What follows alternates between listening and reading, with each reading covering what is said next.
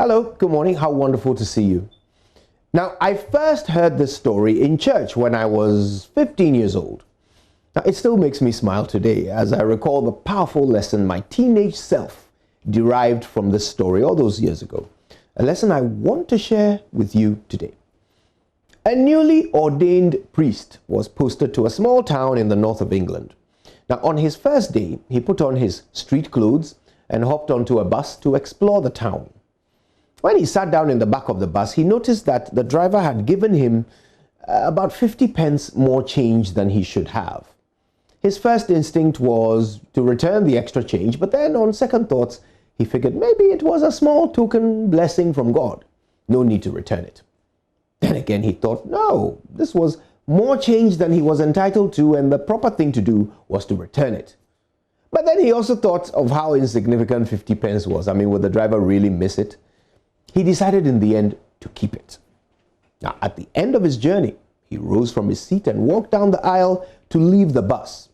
Just before he stepped off, he paused for a moment. Then he turned to the driver and said, "You gave me 50 pence extra change by accident. Here it is." The driver took the change, thanked him, and then asked, "You are the new priest, aren't you?" "Yes, I am," the priest said, surprised. The bus driver smiled and said, "Well, I've been trying to decide whether or not I should come to your church, so I deliberately gave you extra change as a test to see if you would actually act as a Christian should.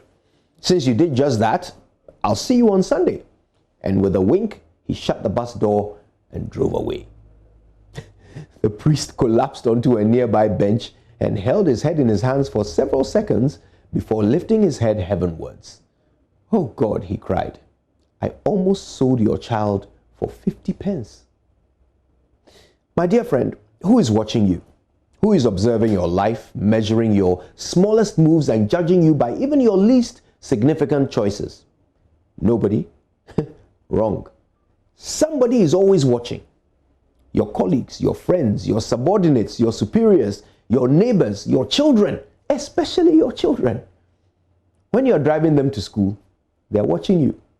When you are speeding because you are late, they are watching you. When you use the hard shoulder to avoid traffic, they are watching you. When you do an illegal U-turn, they are watching you. When you jump a red light, they are watching you.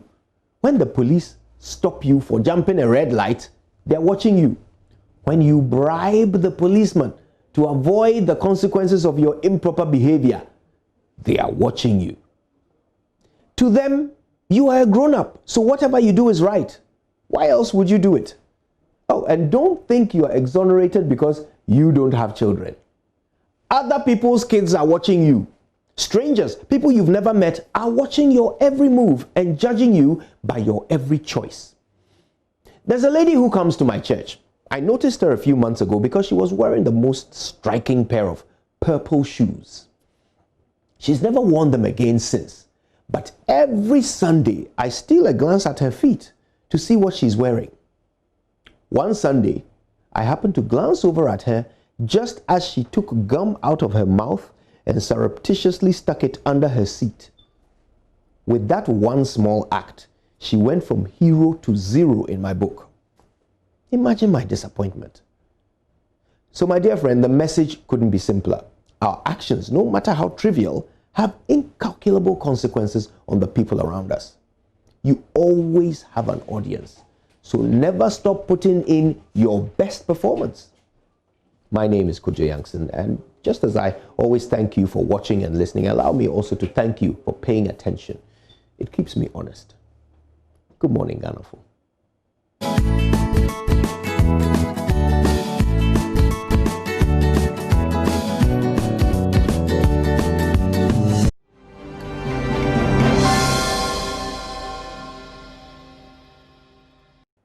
Hello, there's 28 more days to the 2020 general elections. Welcome to the AM News with me, Mama View Swabwaji.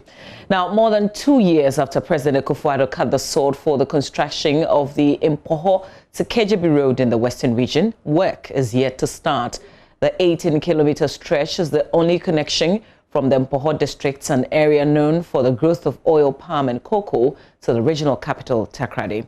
Residents angered by the delay say they feel deceived and want something done urgently. Here's a report by Justice Beidou. At the lorry park in Apoa, drivers are hard at work getting passengers for their next journey. Andrews Osu drives a taxi from Apoa to Mpoho. In June 2018, when the president cut the sword for the road from Kijabli to Mpoho to be done, he was one of the many in the crowd who cheered on with hope. Less than within one and a half year. The president said at the sword cutting that this road will be done in 1 year, 6 months. 2 contractors have come on and moved the equipment from the road without doing anything. All roads in this constituency are bad. My worry is for pregnant women. When we have to transport them in labor, we are in a dilemma. If you speed, you risk damaging your car and causing the woman in labor to lose her child because of the heavy potholes. And if you slow down, you delay the time she has to get medical help. After 2 years and 4 months, the road is worse than it was at the time the sword was cut. We need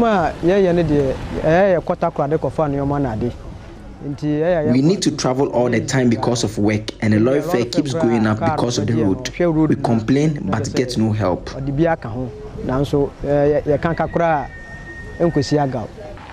There are gaping potholes. It's dusty when the sun shines, and the swamps on them when it rains make it unmotorable.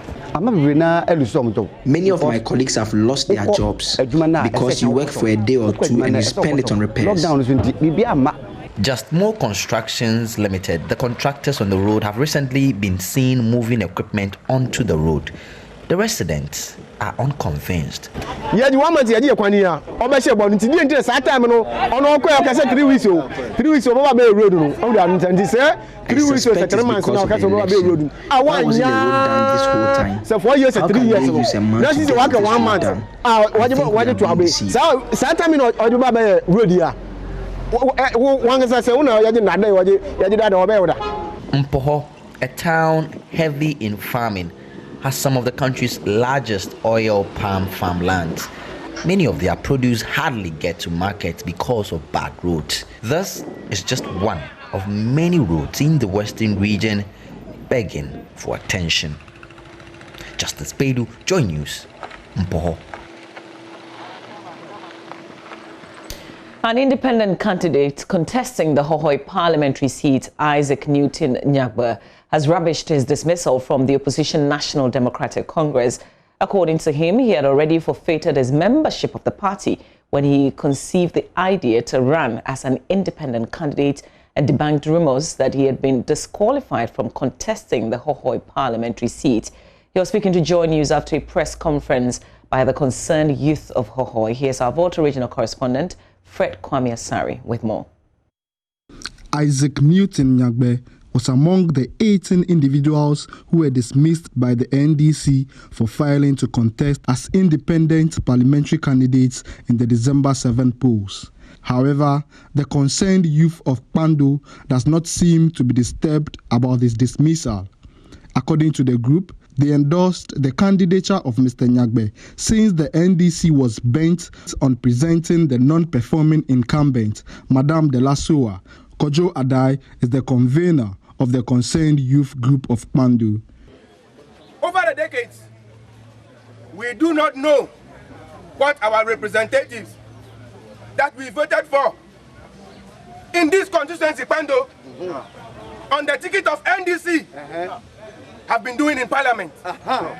Indeed, after voting for them, all we see them do is to buy big cars, enrich their immediate families, and bring the crumbs to the constituents in the form of pieces of cloth, cutlass, Ghana city notes, fertilizer. Just to mention a few. This year, we have decided to change this myopic narrative by rallying behind one of our own, the youth, Isaac Newton Nyagbe. We therefore have no doubt that Isaac Newton Nyagbe, can best perform this task. And we, the teeming youth of Pando constituency, come 7th December, we will vote for him to become the next member of parliament for Pando constituency. We are therefore convinced that the NDC as a party in Pando constituency, NDC in Pando constituency, yes, is not interested in the development of the constituency. Yes. And that we, the concerned youth of Pando constituency, would advise ourselves on who to vote as president. Speaking to Joy News, Mr. Nyagbe expressed utmost surprise at the rumor of his disqualification from the parliamentary context. What marvels me is the rate at which the NDC is making mischief of this, telling the populace that I am no longer contesting as an MP, not telling them that they had dismissed me as a member of the NDC, but their secretary and other people are going around telling the people that I am no longer standing as an MP and I have been disqualified. This is the message I want to send clear to the people of Pando, that I am still in the race. I am number 4 on the ballot sheet, and I pray that come December 7th, they vote me as MP for Pando constituency. What are your chances of wrestling the seat from Delasio? Well, I know that God makes kings. That's number 1. So I know my God is going to give me this seat, and I will do marvelously as an MP for the people of Pando. Fred Kwame Asari, Joy News, Pando.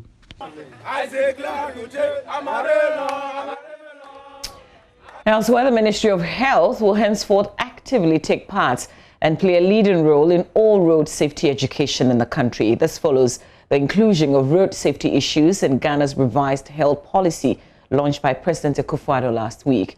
More than 2,000 people are killed annually in road crashes, while about 1.6% of Ghana's annual GDP is used in resolving incidences of road traffic accidents, such as medical expenses of victims and loss of productive hours. Vice President Dr. Baumia tells Joy News this is hugely affecting the economy. Generally speaking, we have too many deaths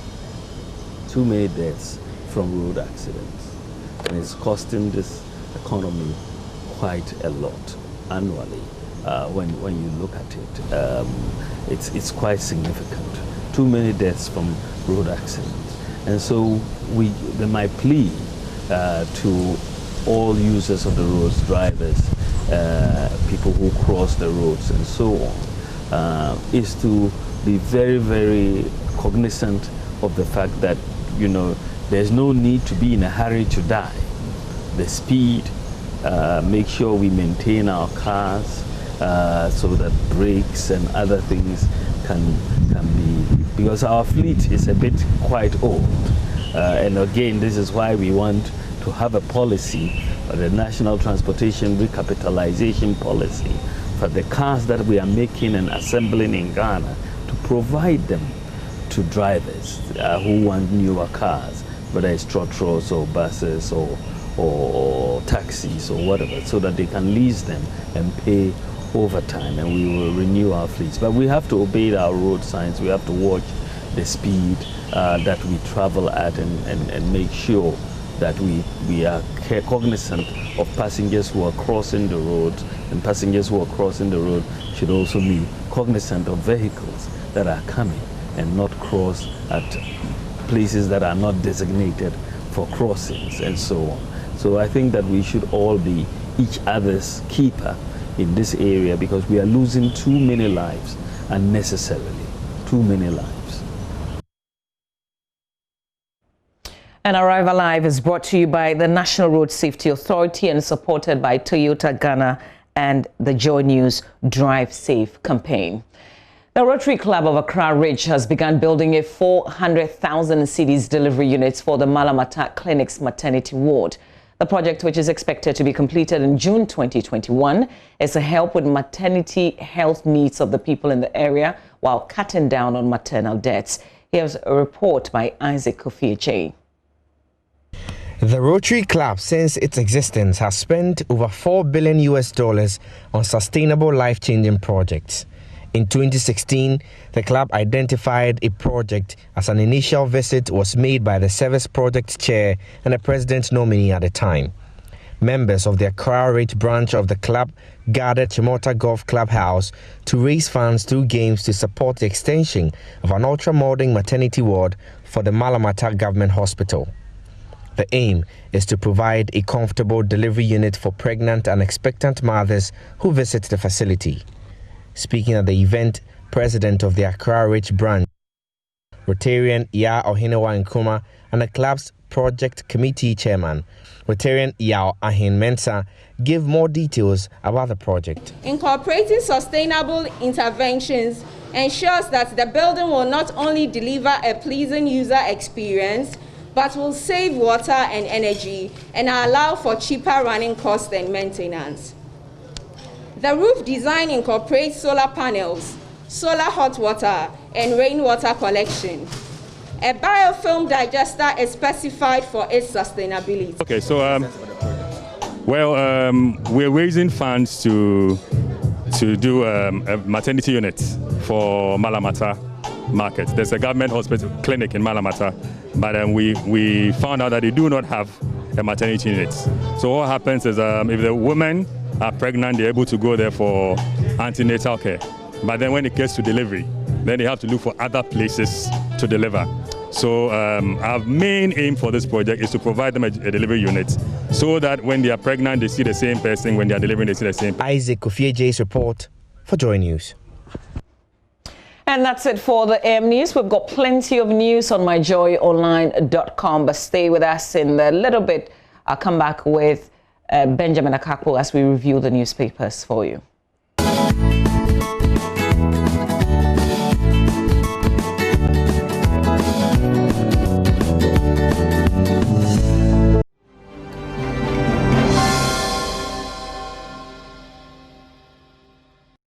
Thanks for joining us for the newspaper review here on the AM show. But before we get into the papers, we want to say a huge thank you to our sponsors for this year's Joy News Habitat Fair. It was in collaboration with EcoBank, the Pan-African Bank. It happened from Friday to Sunday. We thank all our sponsors: GHB Properties, Experience Affordable Luxury, DBS Industries Limited, Roofing Papa Pamphie, Duraplast Limited, manufacturers of high-quality UPVC and HDP pipes, fittings, rotational molded products. Where Duraplast goes, water flows. The planned city extension project, rent to own. And thank you all for passing through the Accra International Conference Center. We do hope and pray that this year, going into next year, that building of yours will be up. And if it's an investment for you, well, good luck with it. Habitat Fair, everything housing. Benjamin, you were there, I think, on Sunday yesterday, right? Yes, I was, and it was rather interesting. You know, the packages and everything. And speaking to EcoBank, little drops of not water, money. If you know how to invest properly, you could have your home, you know, in no time. And I'm contemplating a few things, but I'll hold my cards to my chest. You know, yeah. Charlie, as he above brow. Yeah, I think this year what I was looking for, and thankfully I got it. I wanted a service plot. All right. I wanted a service plot. Right, so and you got it. Yes, that was the objective. Yeah, man. If you so, you did for. Okay, anyway, so let's do the papers. We're going to dig in, and Mama V, just because you brought this up, we're going to. I'd like the front page of the Ghanaian Times newspaper to be put up there, because guess what? Sometimes when we complain about, you know, our papers getting a bit sloppy, the Ghanaian Times is one of our major mainstream newspapers, and guess how they spell tough? Yeah, you're saying right. Government to get though. Anyway, so that is, we're not shaming them. We're not shaming them. It's no attempt at shaming them. This doesn't happen often with, with banner headlines. So I get it was a mistake that they couldn't correct. Yeah. Probably figured it out when the papers had already been printed. When the Ghanaian Times was saying dining hall and they put two ends at the start and you wonder. Anyway, the Ghanaian Times newspaper this morning, President's 19th broadcast on measures taken against COVID-19. Maybe in the course of the review, we can just bring you snippets of what exactly he said. But one thing I took away, the fact that here in Accra, there was a mask wearing rate of about 44%. Now it's fallen to 5%. Mask Anyway, so government to get tough to prevent further spread of the disease. Fomena parliamentary seat declared vacant. We're ready for December 7 polls, EC to Parliament. Joe Biden elected 46th president of the United States, but no concession yet from Donald John Trump. President Akufo-Addo, other world leaders congratulate U.S. President-elect Joe Biden. On the back page, President inaugurates 60-bed Tyne District Hospital. You know how important this part of the country is, especially in, was it election 2012? Tyne, famously, or was it 16 rather? Then 312 Asokore Mampong affordable housing units opened. We've been talking about this for quite a while now. That's it with the Ghanaian Times newspaper. All right, let's do the Daily Graphic newspaper. On page 16, it brings back to you the presentation of the EC chairperson, Jean Mensah, and says, we're 95% ready. Also, EU's money laundering list. Government takes action towards country's exit in 2021. Banner headline, COVID-19 cases rise, enhanced contact tracing back. Testing labs to be reactivated. Infectious Disease Center opens.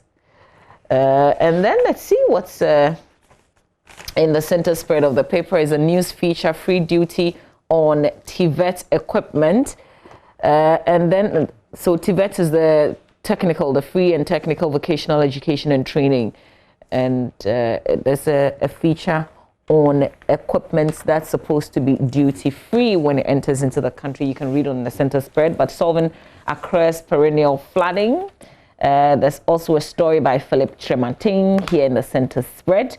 Bumpy road to health, Ghana's success story, also in the center spread of the paper on the back page. Time. Is it time? Because I remember when it came up, some of us were calling it Tame and then Time. Tyne District Hospital inaugurated. I guess I said it right. Anyway, whether Tyne or Tame, I think it must have been, I think it's 2008. Right? 2008. So, I think so too. Well, the Daily Dispatch is the next one for me. It says, EC to insist on voting day. No mask, no voting. You don't go with your mask, you don't get to vote. It's as simple as that. You can check out the profiles of all 12 presidential candidates. They are here. It's per what the Electoral Commission released in recent times. International community passes resolution to save Etiwa Forest. This is something I am really passionate about, and it's something I'm going to be digging into soon, but at least here on the show, we'll be taking a look at that story. Focus on Efutu and Afenyo Markin. When you go on the back page, my very own parish priest, Reverend Father Andrew Campbell, receives honorary doctorate from University of Health and Allied Sciences. He's in a pose there with the Vice President of the Republic, Dr. Muhammadu Bawumia. That's it with Ben Efson's Daily Dispatch. All right, let's do the Republic. Okay, there's no D. It's Republic Press. Front page of the paper. UT boss fingers Ibrahim Mahama as he blames thievery and bad loans for banks' collapse. He's been speaking and they've captured some of the things that he said in that interview. Also, Akufo-Addo Rawlings, Mahama congratulates Joe Biden. We're ready to deliver successful December 7 elections, says Jean Mensah, the Electoral Commission chairperson. Fomena MP sacked. Speaker declares seats vacant. And it says the Speaker of Parliament, Professor Michael Quay, has said the decision by the Member of Parliament for Fomena, Andrew Amwakwesiama, to contest as an independent candidate amounts to a vacation of his seat in Parliament. It gives you the background in terms of 13th October, where the NPP wrote to the Speaker of Parliament to trigger the provisions of Article 97(1)(g) for the seat in the House to be declared vacant. That's exactly what the Speaker did on Saturday, but I guess there will be fallout of that because, before this, there was the argument that he didn't leave the party. Yeah. He didn't leave the party. So, but this story on page 4, I guess we'll come back and do a bit more of what Mr. Prince Kofi Amoah, the former CEO of defunct UT Bank, has been saying. Well, it's a pathetic state his right now. And, in recent times, he's been talking about why his bank collapsed and all of that. A bit sad there. The Daily Guide newspaper this morning says NDC MP sprays cash. That is actually on page 6. And picture there of Pukua, so Queen Star Pukua Sawyer. She used to be Central Regional Minister, and she is a member of Parliament for Agona East constituency. And the story talks about her spraying cash to supposedly convince her own party people and constituents to vote for her. But spraying cash, check like, can't make the norm be like that, though it's not the best. I can't deceive you, Nana Adudankwa Akufo-Addo, saying that government arms robbers claims Mahama. And the Daily Guide says it's a bizarre statement emanating from the former president. The story says, without any proof, Fomena MP sacked from Parliament, Biden defeats Trump, and then over 17 million voters in register. I just had to wrap up with these sporting stories. CAF cautions absentee AFCON teams. GFA Gurus bid X-Stars captain farewell. I'm talking about the late Samuel Kwesi Owusu. And this final story, Man United. When I say Mama V is not part of, she's a Man U fan that has what's the term? You have reneged on your responsibilities. You have defected. She's defected to Leeds. No. So I just stopped. She no longer qualifies. But they set up Man U to fail. Ula Gunnar Solskjaer saying that. You should check out that story. Who set up Man U to fail? But Ed Woodward is still there. Let's do the Custodian. Front page of the Custodian says Guan district created in Oti region, easy to add one more constituency. Akufo-Addo congratulates Biden on decisive victory, boost confidence in local entrepreneurs, transport minister to Buankra Port contractor, and then EC set for 2020 polls amongst the many things that the chairperson shared with Parliament. 74,800 new BVDs procured, 233,632 temporary staff recruited. So plenty more in the Custodian newspaper. On the back page, they've got some sports stories. But Mensah quits Black Stars. Former Asante Kotoko striker Emmanuel Osei joins Kaya FC in Philippines. Jordan Ayew opens goal scoring account as Crystal Palace completes United. Go on. Did you watch the match? No, I did not. Your Leeds United? I'm thinking that maybe I should go to Leicester. Leicester, you should enjoy yourself. Oh, but they're on top of the table, aren't they? Well, we'll see how long that lasts. Anyway, the Daily Statesman, MPP completes 40-year-old Bekwai hospital. Good move, but I ask myself, within those 40 years, how many lives have we lost owing to the non-completion of this project? I'm not blaming any particular government. I'm merely saying that as a country, we need to rethink how we do things. COVID-19 cases rising again. President warns nation against indiscipline. We've transformed agri-sector or agric sector. Akufo-Addo touts government's gains. More sporting stories on the back page of the Daily Statesman. The match there between England and Iceland in Reykjavik as Raheem Sterling scored that lone goal. Are we going to the Punch newspaper now? Yes, we are just fascinated by a marriage ceremony and it's making front page headlines. I'm not sure I've seen that in a very long time. So I was just looking at some of the wedding photos. Okay, let's do Here's the Punch newspaper front page. And this story that got me all interested in the paper, real estate mogul West Na Akushika Thompson. I guess the reason this is such a big story, and you find the pictures on the back page, because the lady is the daughter of Ernest Thompson. You can link Ernest Thompson to the Accra Hassel Club, and then also he's worked with SNIT. He's a lawyer. And I guess maybe that's where the interest comes from. Back there, pictures on the... Oh, let me do the other stories. John Mahama tours Medina and Dominic-Kwabenya constituencies. War of words as MPP, NDC MPs trade accusation over elections chaos. CDG cautions government on credible, free and fair election. And then we are ready for 7th December elections, according to Jean Mensah. That is what's on the front page. And then if you go to the back, you see the wedding that I've been talking about. This real estate developer, Eric Kofi Afotexing, getting married to Na Akushika Thompson, an investment analyst with Equity Department under the investment division of SNITS.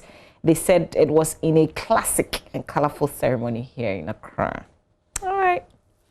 Well, you know, Nigeria, though, has its own punch newspaper that comes with quite a punch. Oh, this is not punchy enough? Well, BNFT, Business and Financial Times, the Ghana Economic Forum 2020 opens today. Discussions are going to focus on economic revival. Then Kofi Adomako leads GCB Bank. Rural telephony project connects over 3 million, 1,000 more sites to be rolled out in December 2020. The pandemic provides opportunities to deepen financial inclusion. That's according to Fidelity Bank's MD. Then this one, sale of Bogoso Prestia Mine, Golden Star Resources plan to revert $53 million rehabilitation liability to government. And so those are the stories in the final newspaper I'm going to be looking at, the Business and Financial Times. Now, you want to stay for this story. It's in the New Publisher newspaper. And I'll just ignore all the other headlines and concentrate on this one. You have to learn one or two from this. Woman bites Ripet's penis during oral sex. You want to hear details? So he had a gun. They said he had a gun and he had a cutlass or so, a sharp blade. And he decided to embark on his mission.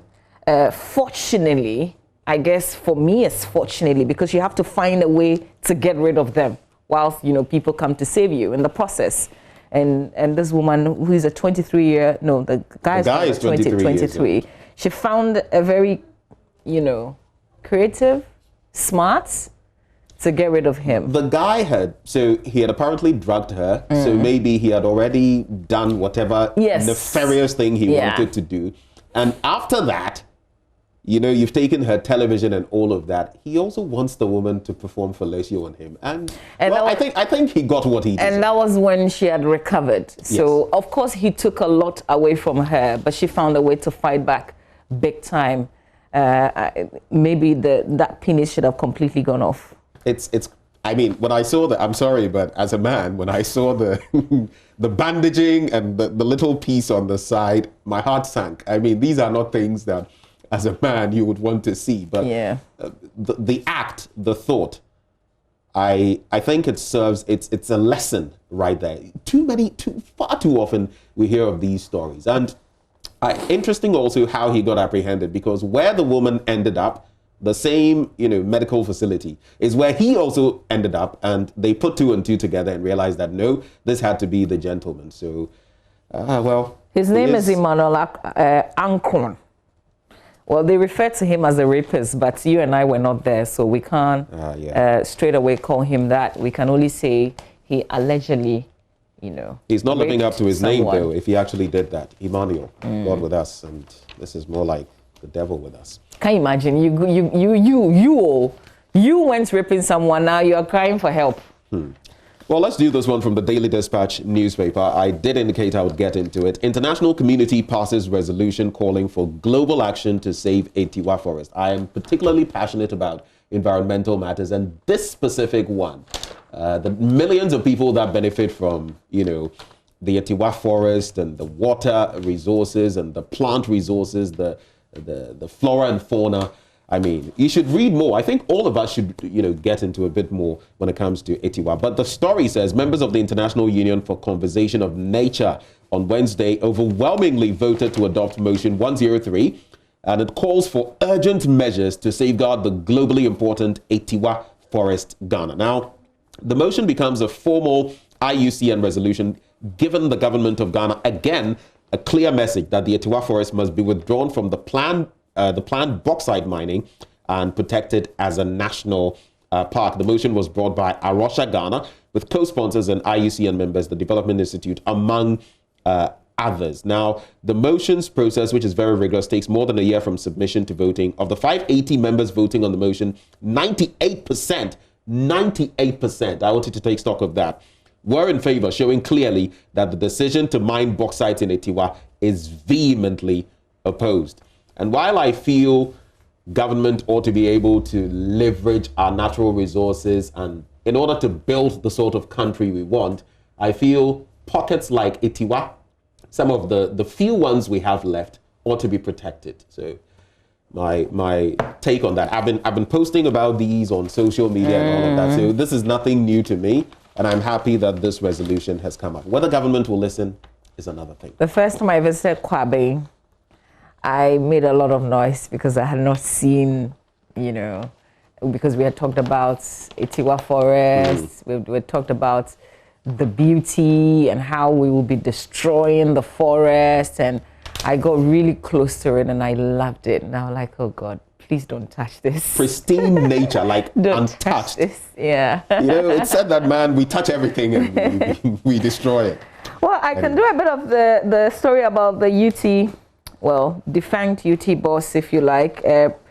Prince Kofi Amoabeng has been talking, and this is the angle that the Republic Press picks from that conversation. It says that he's blamed his bank's flop on high level of non-performing loans. Okay, he's explained that loans, including the ones disbursed to Ibrahim Mohammed's Jatta Cement Company and failure to pay it, as some of the reasons that caused trouble for the bank. He added that acts of thievery by some staff also played a role in the bank's liquidation. Mr. Amoabeng told the media in Accra that a number of staff who joined the financial institution were plain thieves who engaged in acts that compromised the bank's health. When asked whether or not he anticipated a takeover due to the non-performing loans, Mr. Amoabeng answered in the negative, saying, I knew the baby was sick to the point that I had to step out for another person to step in as CEO to restructure it. I wasn't expecting the baby to die because of the brand we had created and the impact it was having on the national economy. So that's Prince Kofi Amoabeng looking back and talking about what may have contributed to the collapse of the bank. His bank, actually, started from 0.0, brought it up to the point where it got to, and then it went bust. So exactly. 0 to hero, and then back to 0, if you like. But he said he didn't regret giving the loan to Ibrahim Mohammed, though. I think I read an extensive report of what he had to say. Jatta Cement and all of that. Well, very sad, because local businesses, if you look at our landscape, even as far as our GDP is concerned, it's a lot of the MNCs, those coming from other countries, that are shoring up. So we need a lot more local entities with that clout to hold us, so that our economy doesn't go bust at any point in time when these MNCs decide to up and leave. But I was looking forward to his own contribution as well. I didn't hear him talk about his own failures, what he did to contribute to the collapse of the bank. Right. Yeah. Right. I didn't see that. He did blame some of his staff for pilfering and all of that. But indeed, it would be interesting to know what measure of blame he takes upon himself. That's a very good point there to make. I'll do the Ghanaian Times newspaper on the back of what His Excellency the President was telling us yesterday, and it says government to get tough. You make a mistake on the front page, you might as well correct it here, but no, it was repeated. Government to get government to get tough, actually, to prevent further spread of disease. Now, President Nana Dankwa Akufo-Addo has urged the public to strictly adhere to the COVID-19 safety protocols to help prevent a further spread of the new rate of infections in the country. So I just took out some salient points yesterday that I'll just address about 2 or 3 of them. Cases have shot up from 398 to about 1,139 per what the president said. You would find 1,156, I think, online. Then the total number of deaths now stand at 320. The number of daily infections has risen from 25 per day to 130. It's not a joke. 25 to 130. That's a quantum leap there. And the Greater Accra region alone accounting for 75% of these. So very interesting. And the point I was making earlier, which is what I'm going to wrap with. In a survey conducted by the Ghana Health Service in Accra, mask wearing has fallen from 44.3% to guess what? 5%. So, well, I'm in my mask. I'm going to don it and protect yourself. It's the best thing to do. Don't forget to wash your hands, sanitize, use your mask, observe social distancing. We're not out of the woods yet. So that's the story I wanted to do, which I've done from the Ghanaian Times newspaper. Okay. Should we go to my Joe line? Is that to say you don't have any more stories from the other papers you have? Okay, so let me do just this one and then we shall indeed go online. I guess we have some 3 minutes to wrap up. Former president and opposition, and this is the Daily Guide. Former president and opposition NDC presidential candidate John Dramani Mahama has made a bizarre claim that the MPP government is arming people to engage in armed robbery without any proof. He said specifically that the government has given state weapons meant for the security agencies to armed robbers and emphasized that the resources meant to be spent on buying uniforms for the security personnel are diverted and rather used to buy uniforms for vigilantes. How does that rub off on you? Shall we go to I know. Let's do my Joe line. You catch me too quickly. All right, here's our page today. So robbery gone wrong as woman bites robber's penis at Obuasi. That's the story that we shared with you. Unfortunately, though, he was able to have his way, except that he wanted to do other things, and in the process, that's when the lady recovered and was able, to bite his penis. It should have completely been cut off. There's a playback. You can listen to the president's 19th address on Ghana's COVID-19 situation. If you missed it yesterday, Ghana's active COVID-19 cases hit the thousands again. Incentive for health workers extended until December 31, says the president. On the U.S. election 2020, Trump might have lost.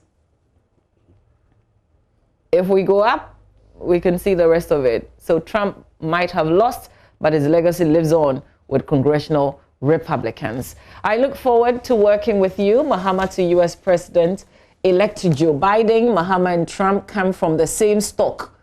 Majority leader predicts loans for NDC. Okay, that's a twist. All right, let's go up, please, and let's get the other headlines. Government to fully absorb electricity bills for 1 million active Lifeline customers. And the very final one right there on top. Ghana averaging 130 new COVID-19 cases per day in the past 2 weeks, coming out of the president's 19th address. And that's what Ben's been talking about. When you say we are not out of the woods, we've never been, except that we took it for granted. And now the cases are going up. The point being that at some point, at least, you could see the downward trajectory and breathe a little easy. But right now, Charlie, we're going up again. And my problem is we're approaching elections, which means a lot more people coming together, which means, Charlie, we have to be on top of matters. But I don't mind endorsing any political party for money. Kelvin Boy, that's also on my Joy online. Also on the more fambra, more physical. Well, bring the money. Okay. Now, when you busy on what's your hala? No, I guess even the political parties, if they're spending money on an artist for endorsement, they will look for somebody who would make impacts. I don't think that right now he falls into that category. So I feel bad for bringing this up. That jab right there. Anyway, sports is up next. Do stay with us.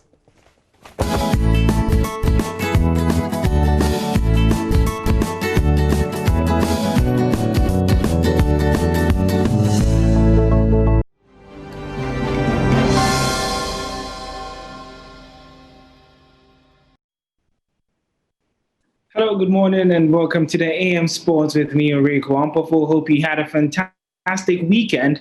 And we'll be starting off with the biggest story coming in from the local scene, and it has to do with the Black Stars player. His name is Bernard Mensah, and just yesterday he posted on his Twitter that he has retired indefinitely from the Black Stars because he wants to focus on his club football. And he currently plays with Besiktas. And what makes him more interesting is the fact that he is just aged 26 years.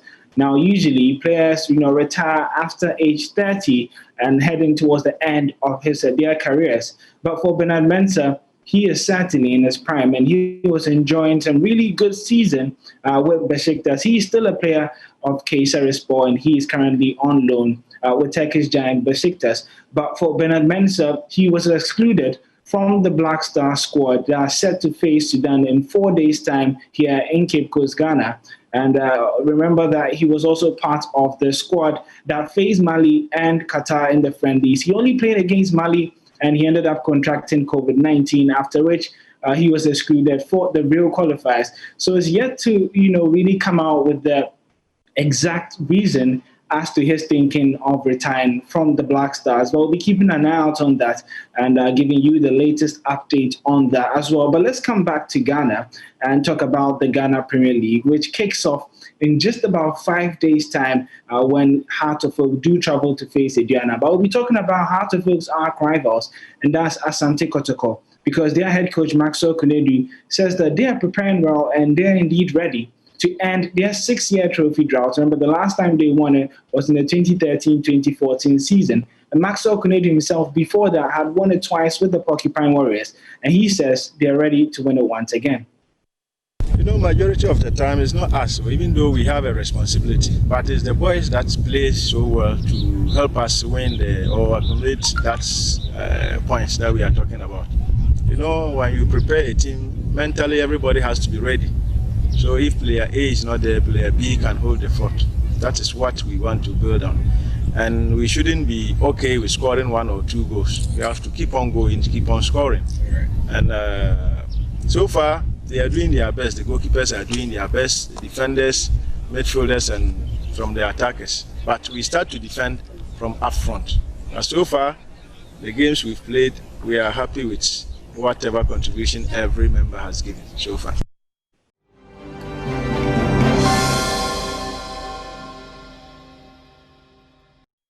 Hello there, welcome to AM Talk. Let me introduce my guests who do the discussions with us as we break down some of the big issues confronting our nation today. Mr. Yaboabing Asamoah is Member of Parliament for Adenta and Director of Communications of the NPP. Hello, sir.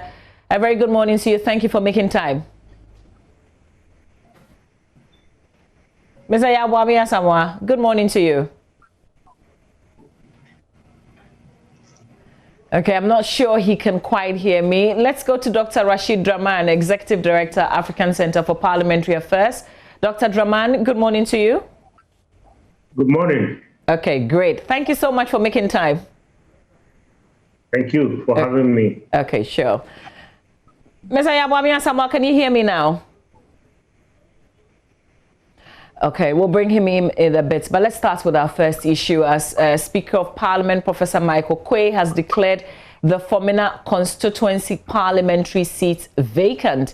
The decision is based on a letter from the NPP to the Speaker requesting that Andrew Amoakwesiam's tenure as MP be terminated because he has been expelled from the party for deciding to contest as an independent candidate. Professor Quay read his ruling to MPs on Saturday, announcing the MP's actions show he has vacated the seats. Let's listen to the Speaker of Parliament. A member of Parliament shall vacate his seat in Parliament if he leaves the party of which he was a member at the time of his election to Parliament to join another party or seeks to remain in Parliament as an independent member. The petition from the NPP Constitution refers to which the MPP freely subscribed to,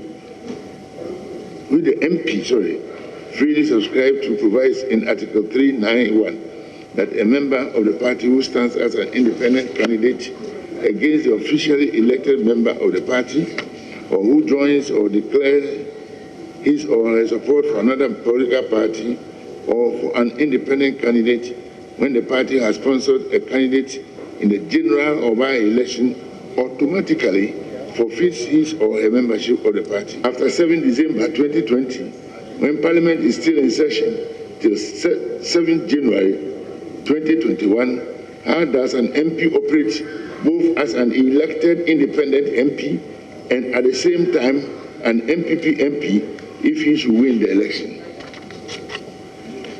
This lacuna of a ridiculous situation is not what is anticipated under the 1992 Constitution. In the circumstances, Parliament it is determined that the conduct of Honorable Andrew Amoako Asiama amounts to vacating his seat in Parliament. Accordingly, we bring this to the notice of the Electoral Commission for the necessary action to be taken in accordance with the law. Well, we want to hear from Member of Parliament for Saldai, Roxanne Nelson Dafamapo, who says the Speaker of Parliament should have consulted MPs prior to taking a decision to declare the Fomena seat vacant. The problem is that if you read Article 97(1)(g), for me, the scenarios that the framers of the Constitution anticipated is not what has been triggered. And the Speaker virtually acknowledged that, saying there is a lacuna. Yes. The framers anticipated a situation where a member will voluntarily decide to abandon his party and insist on remaining in Parliament by not resigning from Parliament. That's what they anticipate. What is happening is that the party decides to, as it were, dismiss a member. But they expected the member to then resign from Parliament, which he has refused to do. So now they write to Parliament to say that we have dismissed him from our party. Then Speaker, it's not fair. Then Speaker comes to tell Parliament that I have declared his seat vacant. Now, the lacuna there is that the Constitution also failed to provide the procedure for doing that. But what they have said under Article 99 is that when any person is aggrieved as to whether or not a seat is declared vacant or somebody has been elected into a seat or the seat declared vacant, the person has to go to the High Court for that determination to be made. So for you, this should end in court? Yes. So for me, if I were the Fomena MP, I will also test the law under Article 99 and send the matter before the High Court for a determination. And that's Member of Parliament for Saldai. Let's get Dr. Rashid Draman, Executive Director of the African Center for Parliamentary Affairs, to comment on this issue. Dr. Draman, you're familiar with quite a number of parliaments. What do you make of this decision by Parliament? What do you make of the thoughts of the Saldai Member of Parliament? Where do you stand? Well, my stand on this is that I am not too sure that the Speaker erred. I think the Speaker's interpretation of what the law says, despite the fact that he himself has acknowledged that there is a lacuna, I think is right. I'm not a lawyer, but I'm just looking at a situation where we want to avoid circumstances in which there is chaos in our lawmaking body, where people can just wake up and decide that, you know, I don't want to belong to this party, or I want to do what I want, and then still remain in Parliament. I say this because I have seen many countries, particularly some countries in Southern Africa, where, you know, during the tenure of one particular parliament, there was so much confusion in terms of people abandoning their parties and crossing carpets and so on, to the extent that Parliament became ungovernable. Now, for me, I think this raises a very important question about representation. I think apart from all the gaps that both the Speaker and the Honourable Member have raised, my biggest concern is about the issue of representation. And I think that this is something that our Constitution would have to treat very well and very clearly. Should we leave parties to determine whether we should be represented in Parliament, or should that be the responsibility of those who gave the Member of Parliament the mandate in the first place? You know, where are the people of Femina in this? I mean, what is their say in the happenings in Parliament? For me, I think that's the biggest issue, because in the work that we do, there is something that we call the Legislators Dilemma. And that is, you know, we've been grappling in the research on parliaments, we've been grappling with the question of who a member of parliament truly represents. And here I'm just talking about a member of parliament globally, not just in Ghana.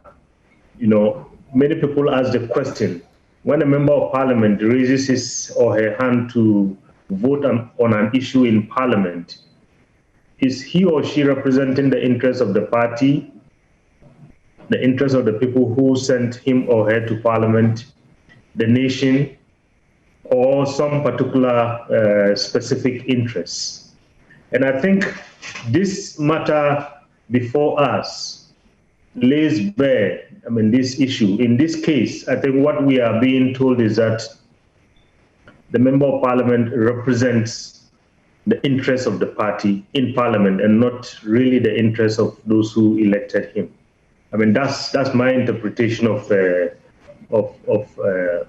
these particular sections. So let's flip it. If he was representing the party, then what should have happened?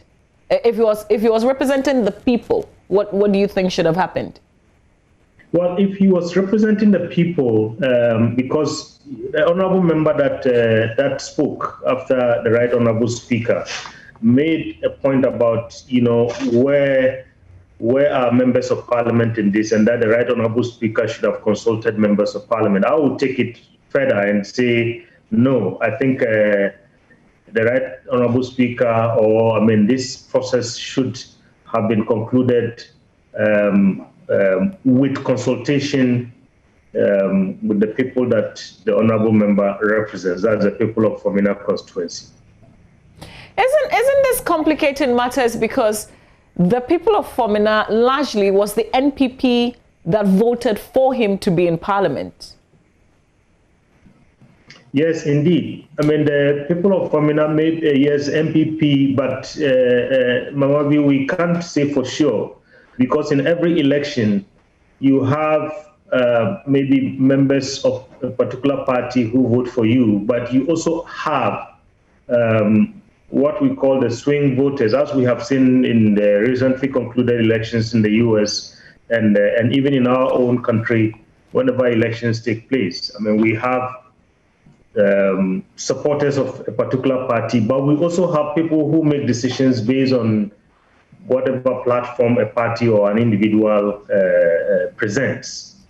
And so we cannot say for sure that it's only MPP members who voted for the Member of Parliament before he came to Parliament.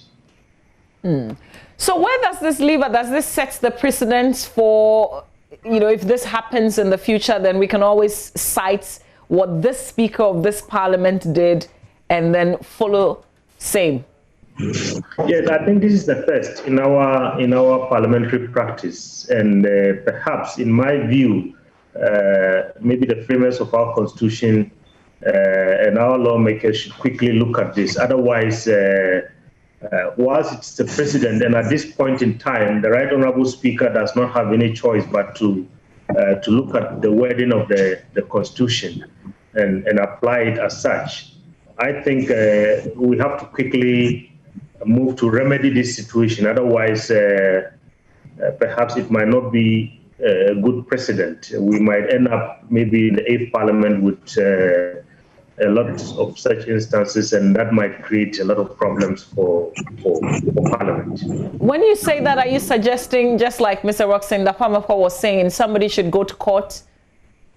Well, I mean, going to court is a right of anybody who is aggrieved, because that's how we resolve our differences in the democracy. And if there is room in the Constitution for the honorable member to go to court, I mean, I think that nobody can argue against that. Let me bring Mr. Yabwabia Samoa in. We can hear him now. Good morning to you again, if you can hear me. Good morning, I can. Okay, great. So your party wrote to the Speaker to take a decision because the Fomena MP, the current MP, is no longer a member of your party. You must be pretty excited with the decision made by the Speaker. I think it's a most significant development in our parliamentary practice. That, to begin with, we've had problems with carpet crossing and therefore the constitutional provision.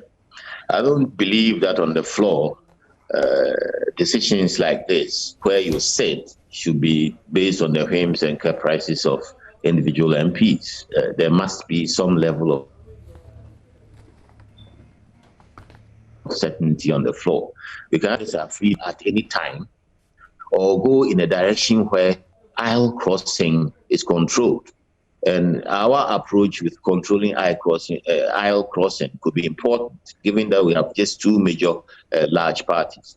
So this is a very significant development, and it's a first that by the constitutional provisions, a political party figured this. That is my political party, figured this. And the reasoning that the Speaker gave is so apt and to the point. You will find the member, a sitting member of the party in Parliament, fighting a campaign on the ground against the party of which is a sitting member in Parliament. It's incongruous. It's not supportable by law that your intent after winning is to rejoin the party. But the party is saying that you can't be an independent and fight us on the ground whilst you are sitting on our seat in Parliament, because we have rules. You're fighting us on the ground can impact our success in an election. And therefore, you cannot take what is ours and try to kick it out again. So it's very, very important. It's a clear signal to politicians: win your primaries if you have to. You must fight hard to win your primaries. But once it's over, you must accept to play by the rules. If you don't, you must take the consequences. And then once you're successful, parliamentary seating arrangements will decide. So how about the people of Fomena, the people who voted for him to be in Parliament, the people that he was representing?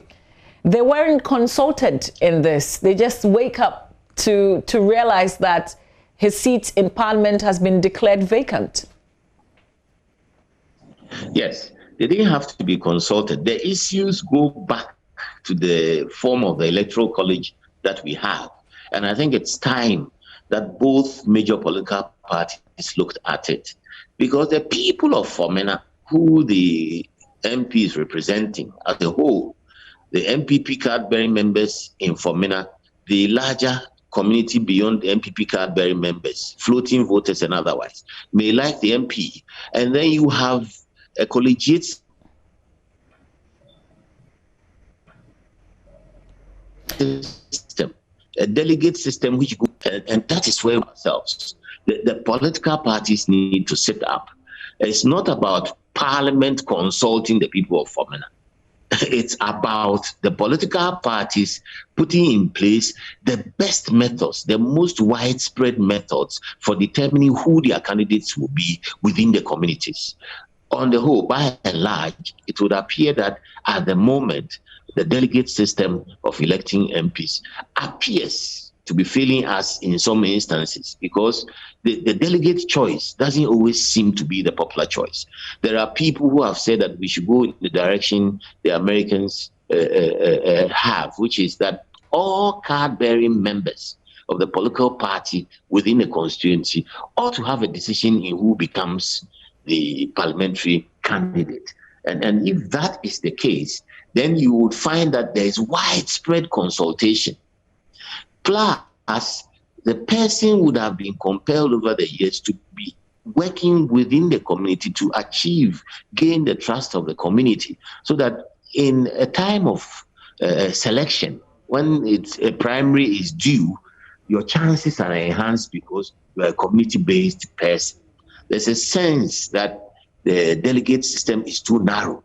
There's a sense that too few people take a decision about who should represent them.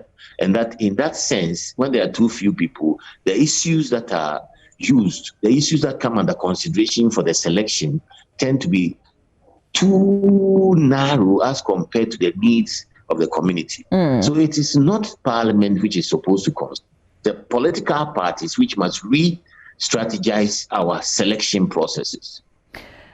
You are ranking member of the Subsidiary Legislation Committee, Constitutional Legal Parliamentary Affairs Committee. You also sit on that.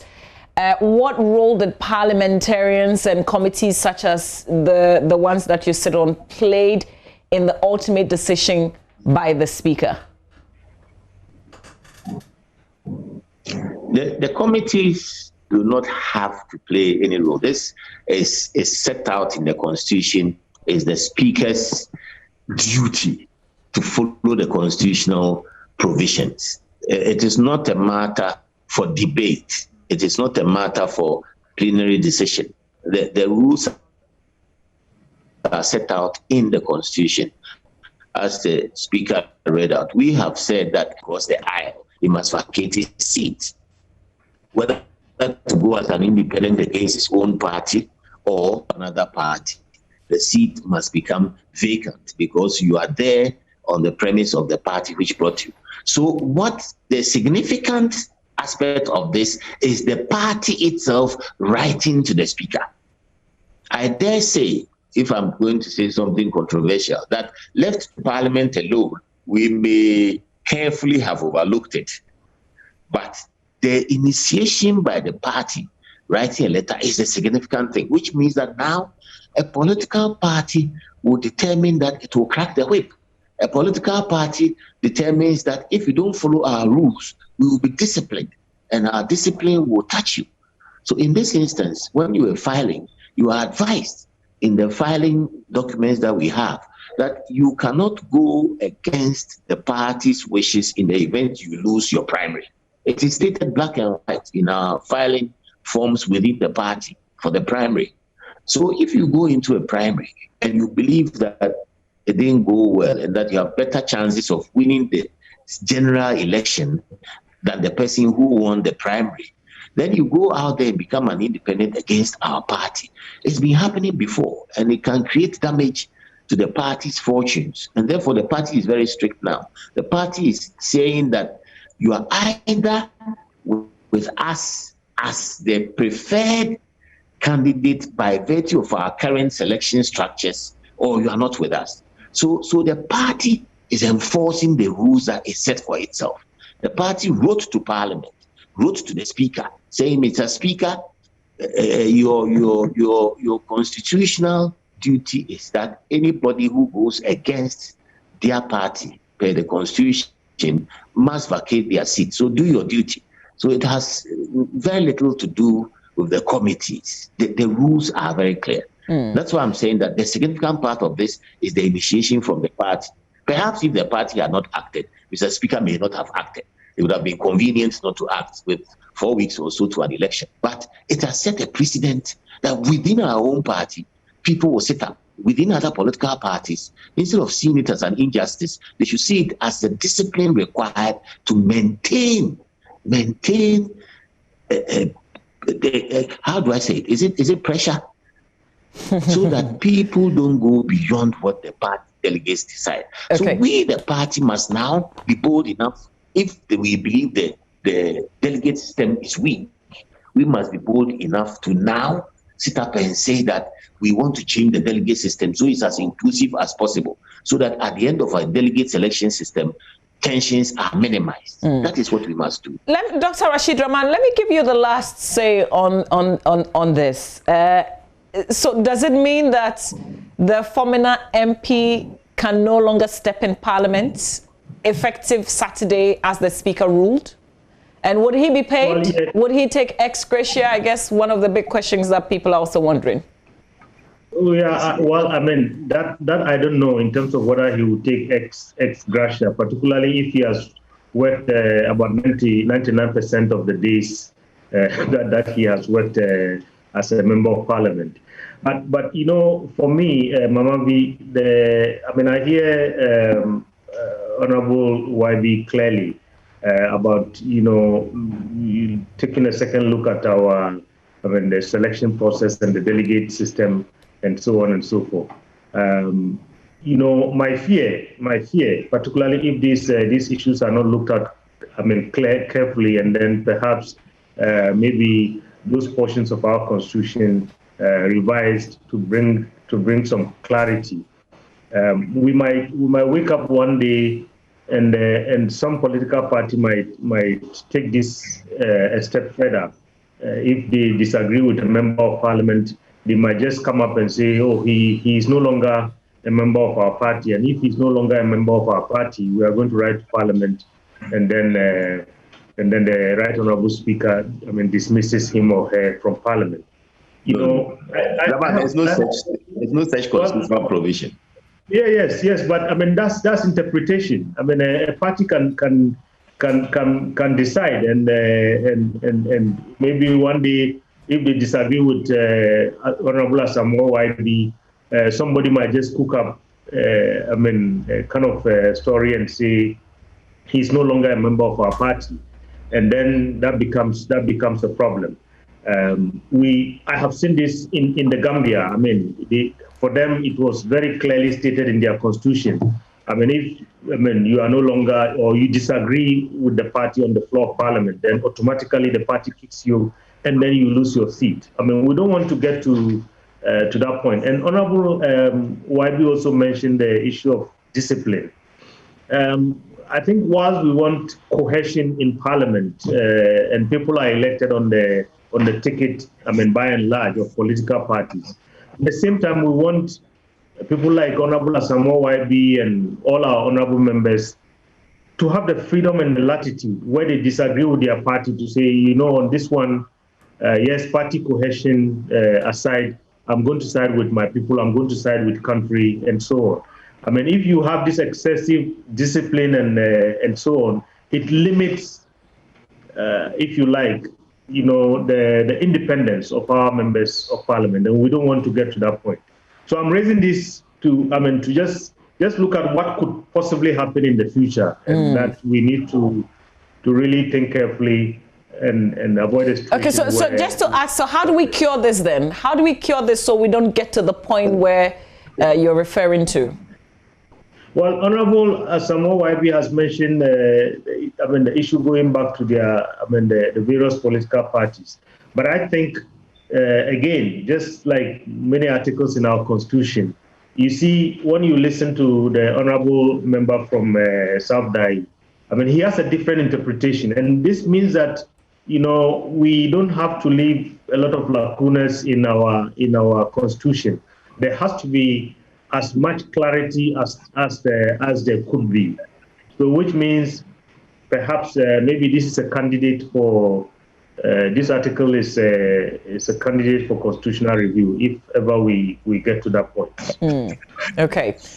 Maybe if I may have a word. Yes, please do. Before Dr. Draman goes on. Draman is an experienced parliamentarian through working from the parliamentary center.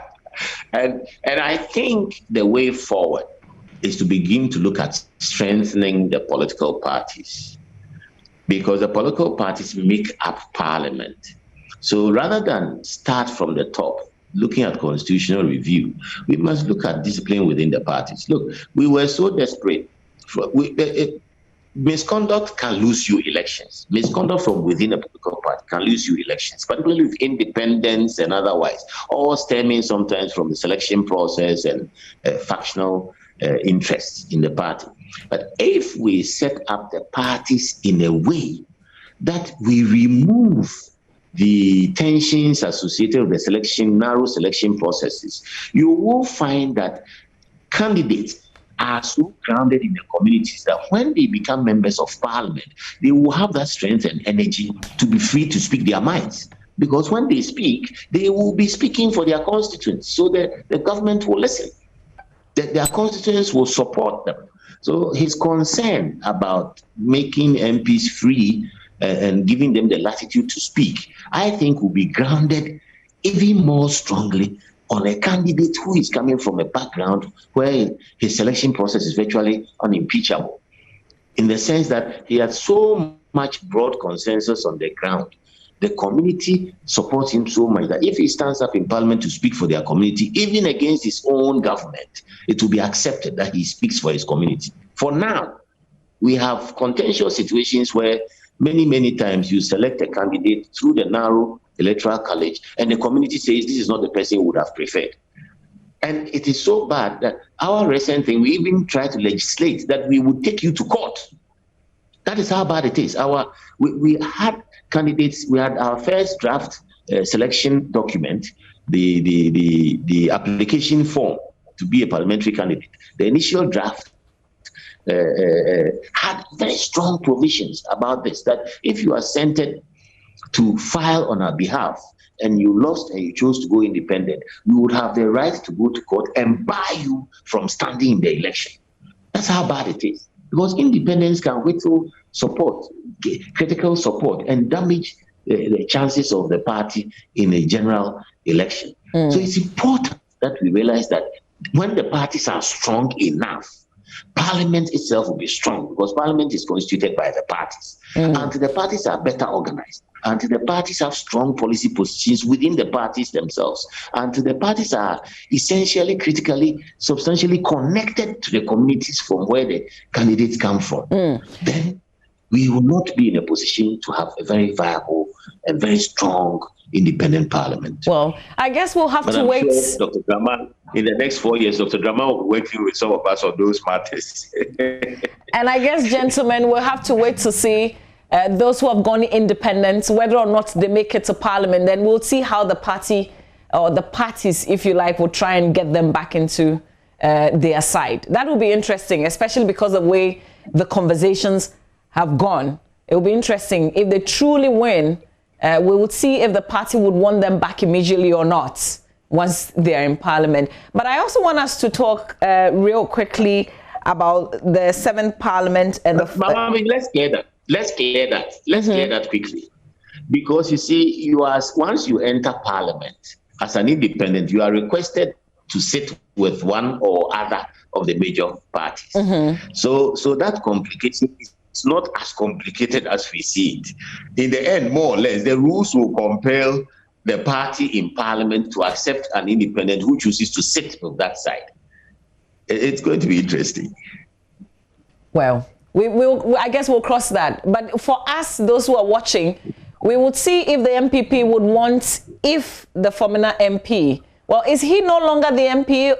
I guess we can't call him Fomena MP any longer because of the decision the speaker took. But if he wins the seats, he's earned the title. If he wins the seats, we'll see if the MPP will want him to sit with you in parliament. Dr. Abdurrahman, was that something you wanted to say? I wouldn't be surprised if he asks the speaker that he would rather sit with the MPP. Dr. Abdurrahman, I think that was something you wanted to say? No, I just wanted to say maybe he's no longer Fomena MPP MP. He's Fomena MP. How does that work? Well, I think we go to parliament after we get elected. I mean, after honorable members get elected, they represent constituencies and not parties. So when the right honorable speaker is going to give honorable YB the floor to speak, he says the honorable member for Adenta. He doesn't say the honorable member for MPP. Okay. All right. So just a little assessment of this 7th parliament, because we know that it's been adjourned to allow members to focus on their re-election campaigns. They will be back and then it will be a wrap. Dr. Rashid Rahman, you've been involved in this parliament. Has it been as controversial? Is it the most successful parliament? Well, Mamavi, this requires a careful study, so I don't want to say anything that that would generate controversy. I mean, however, I could say that we've seen a fair share of drama and challenges in this current parliament. I mean, perhaps maybe much more than the sixth parliament. We've also seen, if you like, some perhaps groundbreaking developments. I mean, including this one that we've been discussing in the last minutes, and also the move by the Right Honourable Speaker to ensure that we institute the processes where we could have private members' bills introduced in Parliament. I mean, I think that was a promise that he made at the beginning, and it's a promise that was kept. Even though we haven't seen, and I don't think we are going to see a private members' bill in this current Parliament. The processes have been laid, and hopefully, when we get to the 8th Parliament, if he still remains the Right Honourable Speaker or whoever becomes the Speaker, they could take it forward.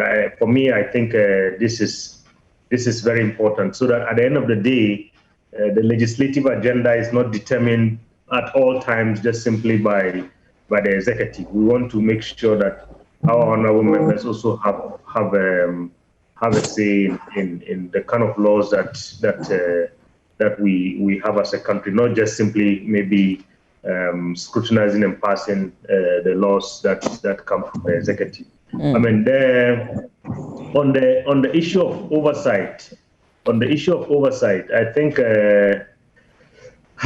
we've seen some challenges. I mean, including the most recent Ajapa deal, which is still raging in terms of maybe the issues of scrutiny and the role that the committees play and the role that honourable members of Parliament play. And I think for me, as somebody who has been involved with our Parliament for the past 20 or so years, this brings to the fore, I mean, the important issue that we've been discussing over the years. I mean, many parliaments before and now, that just like many countries, we need the scrutiny office, to be properly established in Parliament, so that that office could be staffed with experts who can help committees and who can help Parliament as a whole to look at some of these documents when they come before the House. I mean, let's be fair to our members of Parliament. I mean, they are very busy people, and they are not specialists in most of these areas. So their recourse is mostly, I think, in most parliaments, is largely on experts that they have, within the institution, who can advise them, who can take some of these matters, do very careful analysis, do a lot of comparison, and do a lot of research, and then advise members before they go on to go and debate. And I think that is still something that is lacking in our Parliament. And I hope that perhaps going forward, our leaders would look at this very, very carefully, because I think it's in the interest of all of us, so that we avoid situations like this, where Parliament would pass an agreement, and then we have the special prosecutor coming out to say, there's a lot of opaqueness, there are a lot of things that are not right in this, and so on and so forth. I mean, I don't know how Parliament has responded to that, but if we had, very good structures that would have helped Parliament to do serious scrutiny on this, perhaps maybe we could have avoided experts in Parliament working for members of Parliament and committees could have pointed to some of these gaps, and then we could avoid this now and then in the future. Yeah. Mensah Yabwame Asamoah, you joined the 7 parliaments. How would you rate it?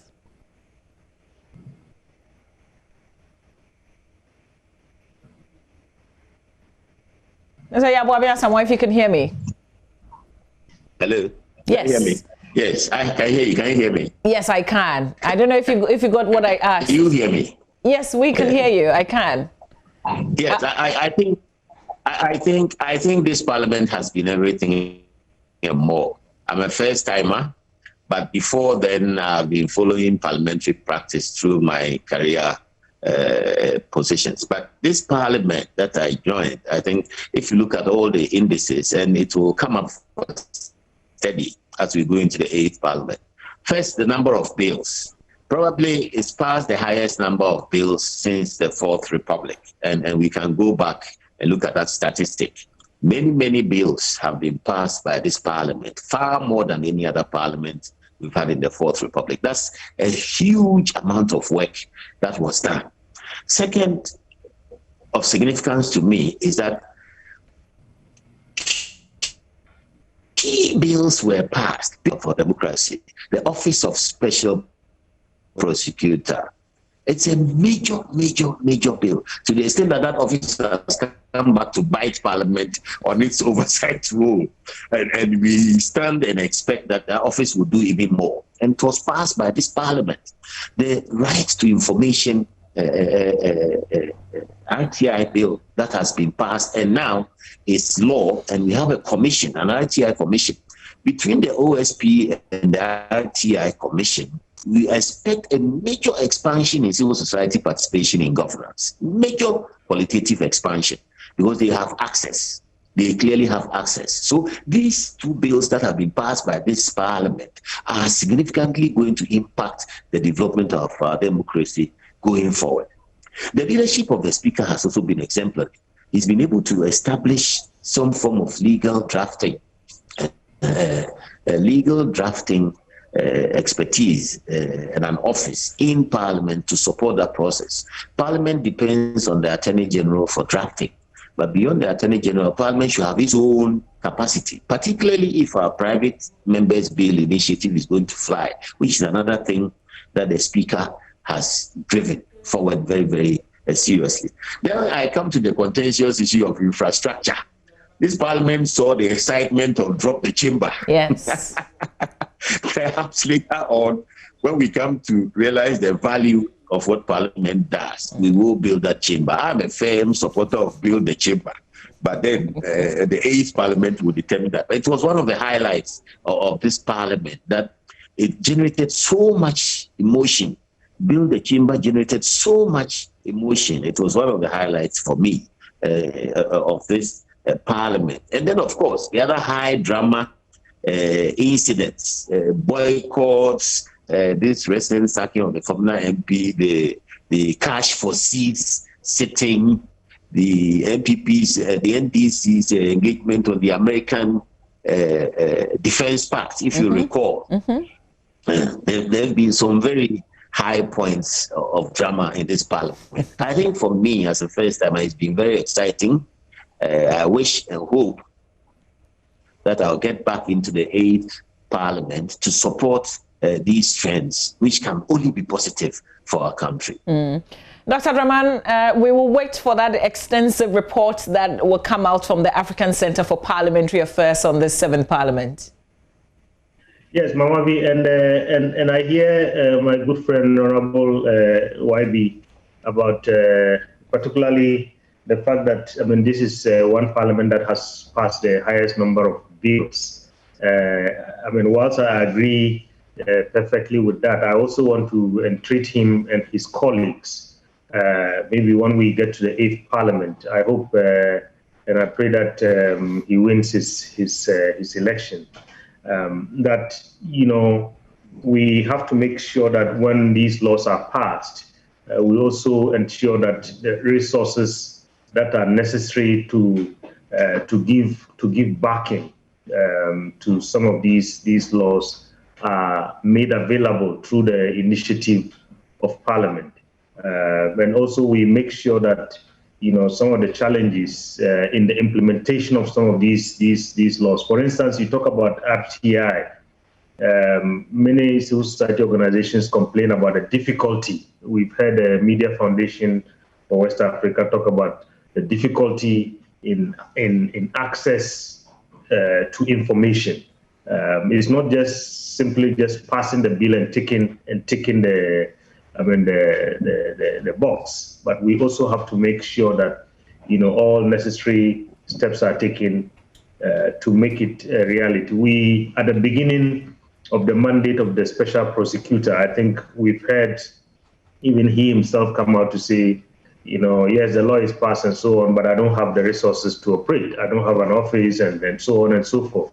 So once I commend this parliament, I think for all the major initiatives that have been taken, going forward, we have to make sure that when we pass these laws and some of these important initiatives, we also ensure Parliament has the power to do that, the Ministry of Finance and all the government agencies that have to make this possible are maybe perhaps tasked with that responsibility, so that we don't have just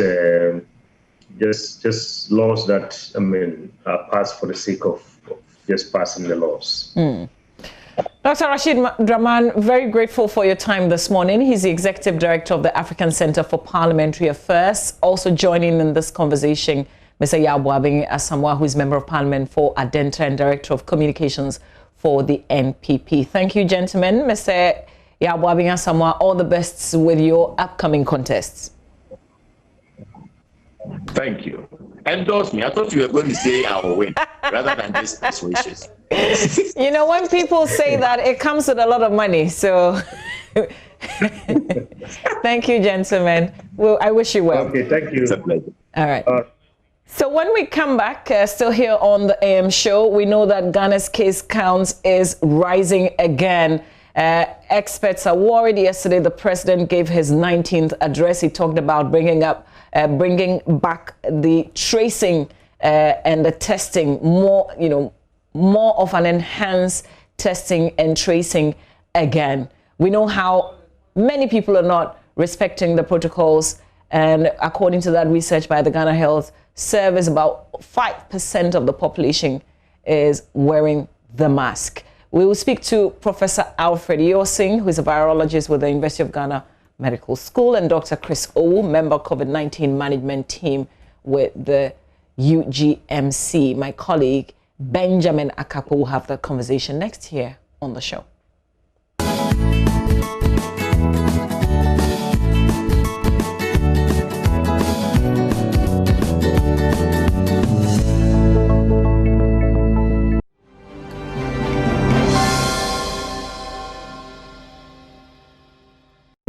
There would obviously be an intensification of political party activities in all parts of the country, with its accompanying human contact.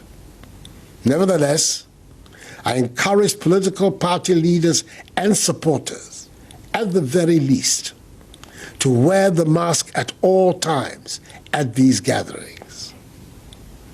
This task is not only for the leaders of our political parties. All of us in the executive, legislature, judiciary, public sector, security agencies, private sector, civil society, professional and trade associations, religious bodies, traditional authorities, and ordinary citizens must do what we can in this period to help minimize disease transmission. We have to maintain in a state of constant readiness the enhanced infrastructure and expertise we have built during the period of the virus to cope with it. I've seen it firsthand how in some regions of our country, some residents are abandoning altogether the protocols, such as the wearing of masks, put in place to defeat the virus. Indeed, the high compliance rate with mask wearing of persons surveyed by the Ghana Health Service in some selected areas of Accra, for example, to which I referred optimistically in update number 15, has, according to a new survey by the same service, fallen alarmingly from 44.3% to 5%. This is not acceptable, as the enhanced hygiene and mask-wearing protocols must now be central features of our lives, and they must continue to remain so for some time to come, until we see to the elimination of the virus from our country. Let me reiterate my admonition from a few weeks ago.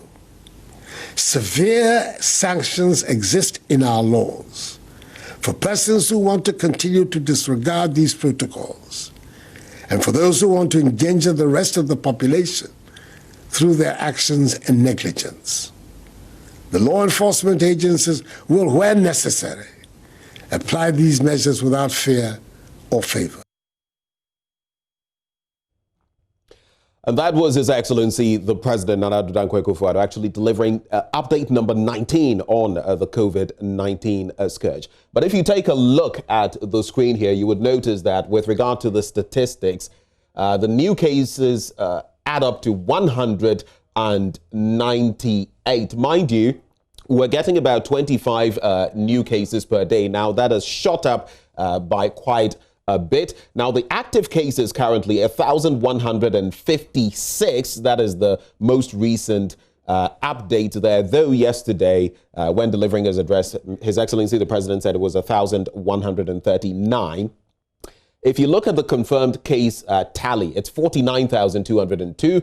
Those who have recovered or been discharged so far, 47,726. The deaths stand at 320. So worrying times for us as a country as we battle COVID-19. Some other countries have had second waves and all of that. Is this our second wave? What do we do now, especially as we approach election 2020? We're going to interact with Dr. Chris Owu on this beat. He's a member of the COVID-19 management team of the University of Ghana Medical Center. We also have Professor Alfred Yorson, who is a virologist with the University of Ghana Medical School. Both of them join us for this conversation. Gentlemen, a very good morning to you. Thank you for joining us on the AM show.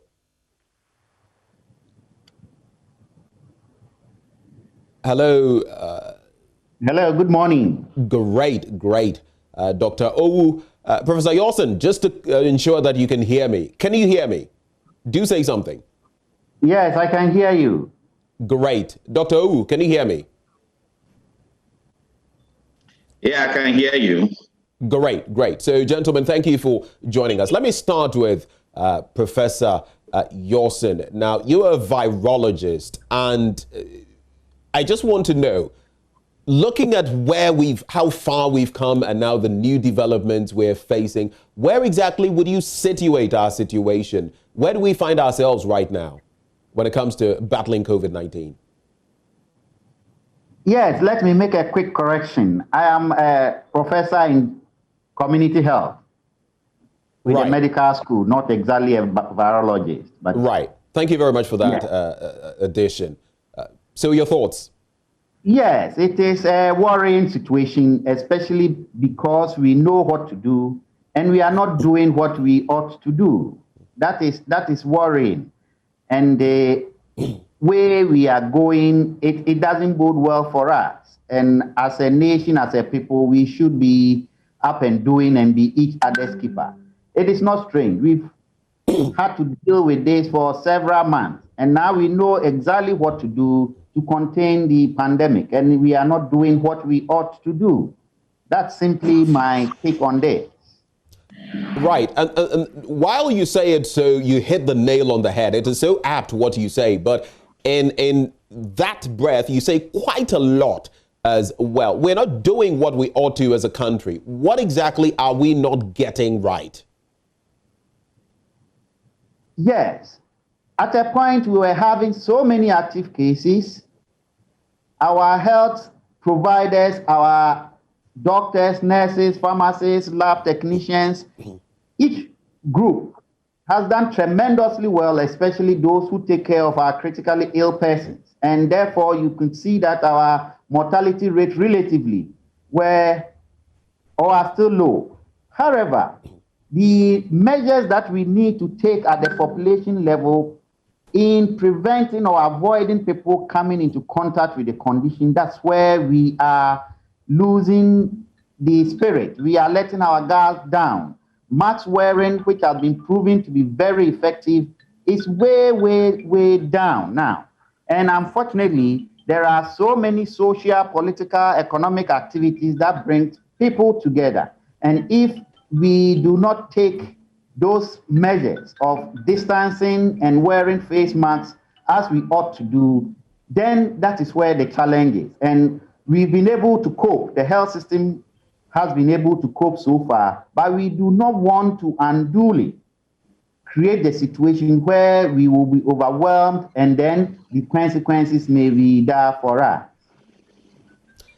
Let me cross over to Dr. Owu. Now, you're a member of the COVID-19 management team. Do you concur, do you agree with Professor Yorson on the bit about letting go maybe a bit too early and the fact that we have lost the plot, so to speak? What is your take on that? All right, thank you very much. And good morning to your viewers and everybody. Good morning, Prof. Yorson. Always a pleasure to share the same platform with you. Yes, I agree totally with him. Now, let me say that this is a very contagious virus, of which a lot of knowledge was still evolving, and we were finding our way as we moved on, just like every other place in the world was doing.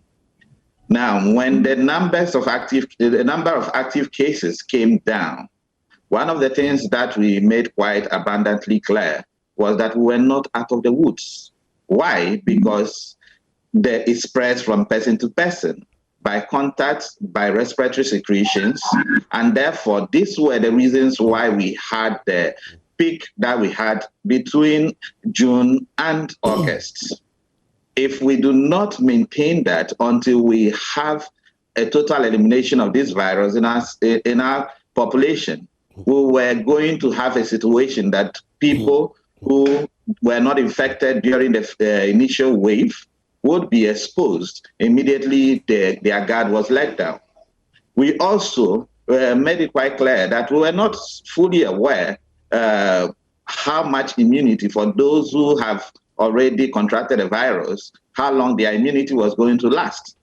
And what we're saying by that is that if that immunity is short, as is seeming to show now, even those who have had it the first time are still at risk of having it a second time. There's been scientifically reported reinfection in other places, even in a short period of less than a year of this virus. So yes, we have a very big problem on our hands. We probably, as a population and as stakeholders in this, have let down the guard too early. As Prof. Yorson said again, at the beginning of this pandemic in our country, we did not have as much activities that are requiring extensive human contact as we have now, i.e. the economic and then the political activities that are obviously not going to suddenly disappear in the last month prior to an election.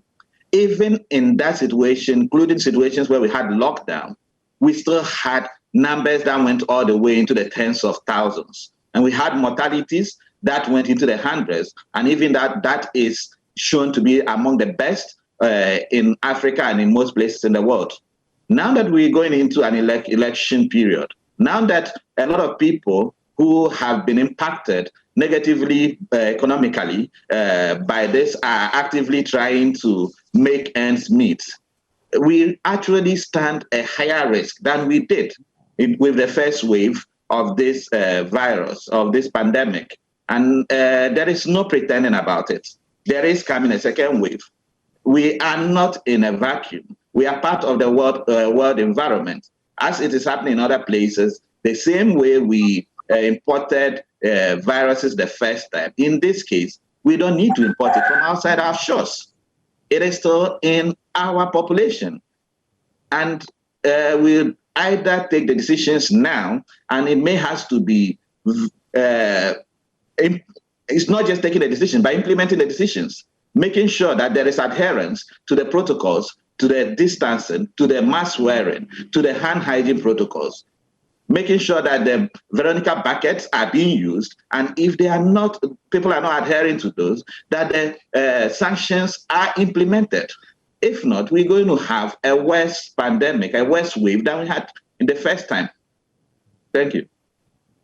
It's clear that the measures are not being observed. If you look at the rates of even mask wearing, how they have fallen from about 44% to 5%. It is telling.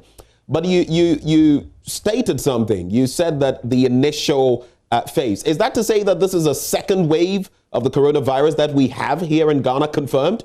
Are you confirming that? We are not insulated from the rest of the world.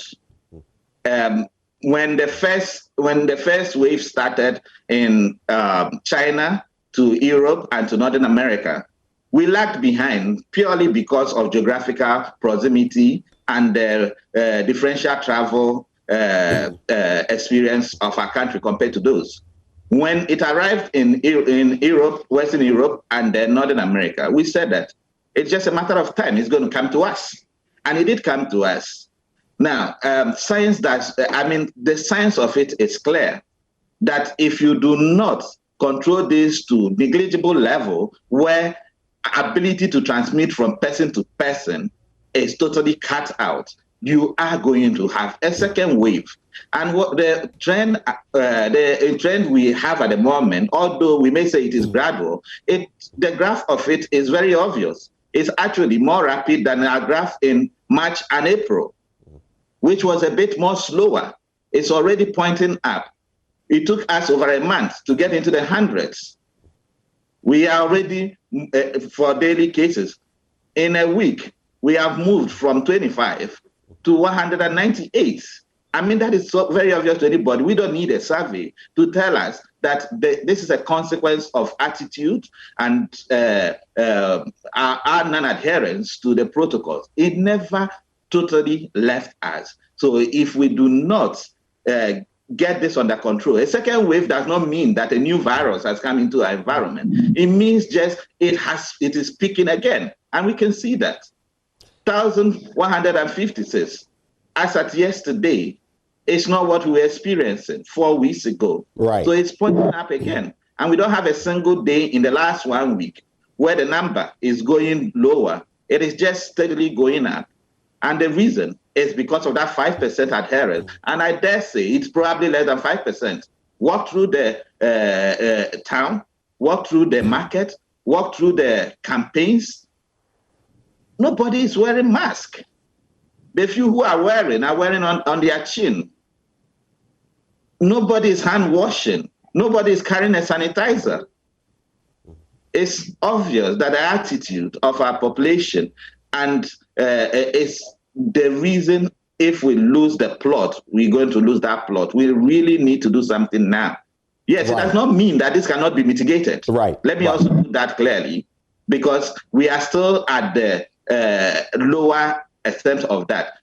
If we put in the measures now, if we adhere to the measures, if we implement and sanction based on non-adherence, we have the ability, and this is that window, but that window can get shut very soon. Let me cross over to Professor Yorson. Now, you've been listening to Dr. O, and at a point he intimated that, look, we don't need surveys, we don't need statistics to point to certain things that are going wrong in our country when it comes to our fight against COVID-19. But in recent times, WACBIP of the University of Ghana conducted a study, and per their projections, some 1.2 million, could have been affected or infected with this virus. How realistic is that? How worrying is that development? Let's get into it a bit, Prof. Thank you very much. As Dr. O said, yeah, it is quite clear. We were having a slowdown of active cases, and suddenly we begin to experience increasing number of cases. That in itself tells a story. Again, with what the scientists did, yes, it was in a population, a sample, and that was projected. We are not saying projected figures are actual figures, but what it tells us is that there is a potential danger. It doesn't mean really that 1.2 million necessarily are infected. What it means is that it is likely, it's possible, you can project and estimate based on the prevalence they got by their serotesting. All that points to the fact that we were never out of the woods, and we should not let our guards down.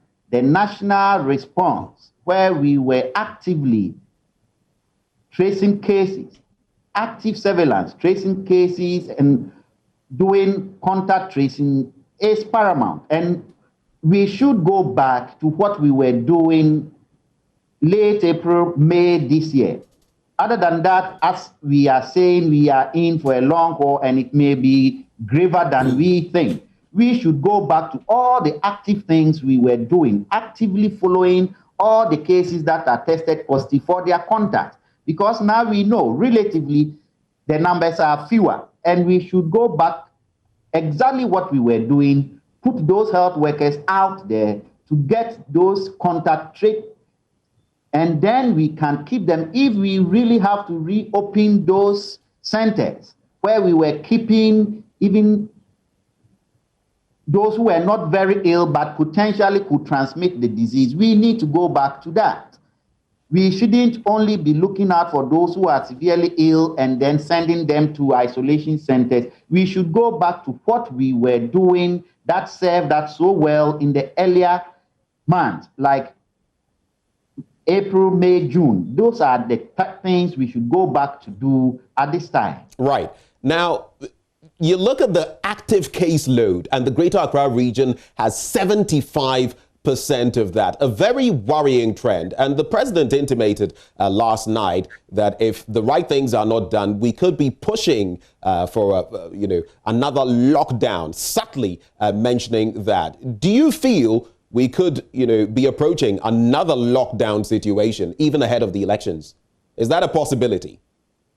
That really will be unfortunate for us as a nation because of the consequences of a lockdown and the economic and social impact of what it comes with.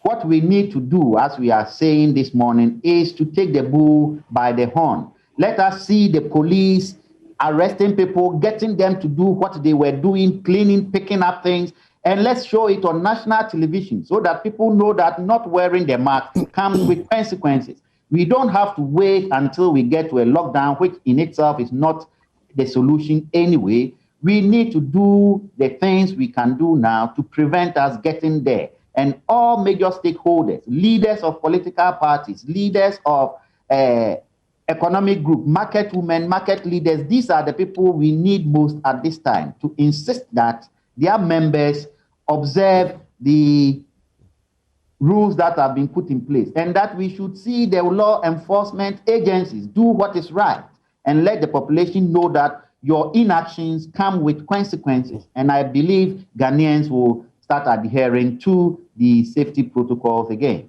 On that note of consequences, let me come to Dr. Owu.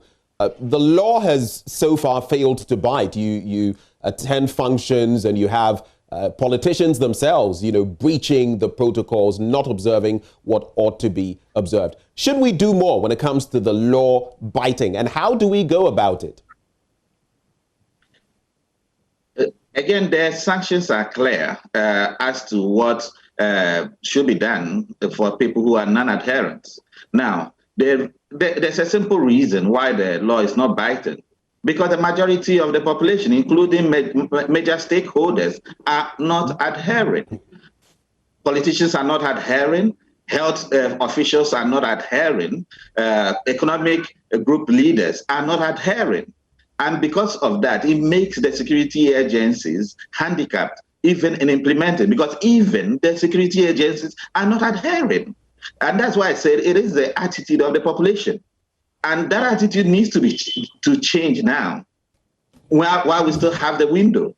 That attitude needs to change among the population, but even more importantly, as a model, modeling from the leadership of all the stakeholders. Our hospitals, which previously, before you could go in, you will get screened, you will get that temperature gun shot at your face, you will be asked some questions. Now I can tell you categorically, in majority of our hospitals, that is not happening. What message that I say to the populace? It says to them that the doctors and the nurses think that this is over. It is unfortunate then if we come and sit on TV and say to them that, look, it is not over, there is a second wave. We need to reinstitute those measures that were active in April, May, June, where you were going to hospital, you could see the caution tapes that shows where you could pass and where you could not pass. That where a security man would ask the head of the hospital to stand, let me check your temperature, and he will stand there. We adhered to this at a point in time in our history, so why not? So what I'm really saying is that we need to change how we behave. Then, if it is beginning to become a minority of people who are not adhering, it is easier to contain. If you ask the police to go out in their drove now to town to arrest all those who are not wearing masks, we will not have enough policemen to do that. Right. Dr. Owu, I want both of you to just do this in summary, maybe a minute each to summarize for me. We have an election some 28 days away. What is your forecast? What are the sort of things maybe you can project on the back of COVID-19 leading into the election? What do you foresee? Yeah, I mean, as I said earlier on, at the moment we still have a window. It's not as if we have a situation that cannot be mitigated. If we do what we did in April, in May, we can bring this under control because we are not going to postpone our election. That is obvious to everybody. If we continue in the trajectory that we are now, we may have worse than we had in June by the time we finish our election. We may finish our election and be in big trouble. We may be in the middle of election with ambulances racing across our capital and our regional capitals and our national capital, as it was doing in June and July. So we need to do something now. If we don't do something now, we will lose that window. Our election may become actually a catalyst for a worse consequence. Thank you. Thank you too. Let me cross over to Prof to answer that same bit and add your final submissions to that. Yes, exactly. And we are grateful for these opportunities, and we encourage the media to do what we are doing, to highlight and to name and shame leaders of groups who really flout the law. We will encourage all leaders, community leaders, chiefs, traditional authorities, church leaders. These are the times we need the support of these, as well as the national health system to put in place the active surveillance measures that were in place so that tackling it from the science point of view, we can do it as much as putting in all the other social and public health interventions. So we would demand accountability and responsibility from our leaders in position and from all those leaders in various authorities right down to the individual homes, that parents, guardians, every person in a key role should be able to enforce the rule in their own little corners. And then above all, we will encourage the media to do what they are doing. Thank you. Well, gentlemen, thank you. It's a wrap. Professor Yorson of the University of Ghana Medical School, together with Dr. Owu there, a member of the COVID-19 team there.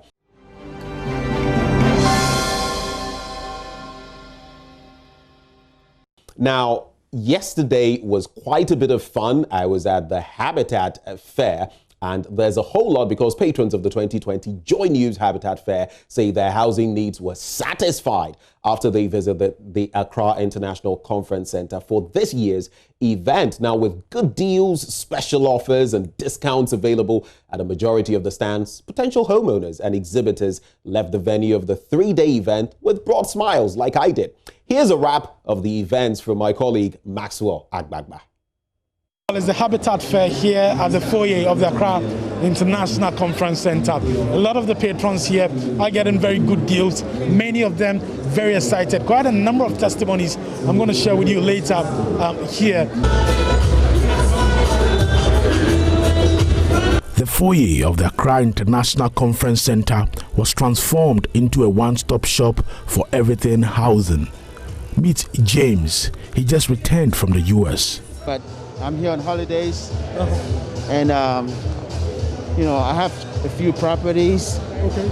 And I'm trying. My wife wants us to move to Ghana completely. Oh, okay. So I'm shopping around. You're shopping around. Yeah, shopping around. Yeah, to Great. see. And I'm sure you found, you know, some good deals here. Yeah, so far it looks like there's some good deals here. I'm really loving the vibes. You know, Ghana has really improved. Yeah. Ghana is it's a future now in Africa. So it's good to have things like this where you can, you know, purchase a home and stuff like that. So yeah. One-stop shop. Yeah. I mean, if you want anything to do with house, you can get them here. You know, so it's a good thing. The theme for the 2020 event was what credible alternatives for shelter are there in Ghana if affordable housing will forever remain a mirage. David Taylor knows how difficult it is for young people like him to own a house. He says he had great education on a wide range of options. Well, so far it's been rather enlightening. Learning a lot more than I actually thought when it comes to owning a house or an apartment in general.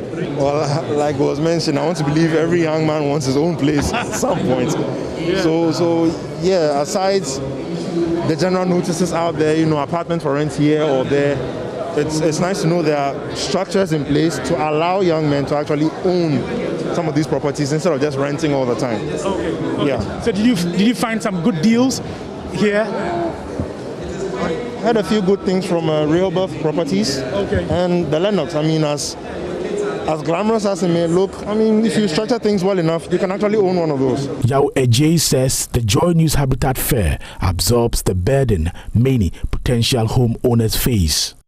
Well, it's been insightful. Basically, it's great knowing what's on offer. Okay.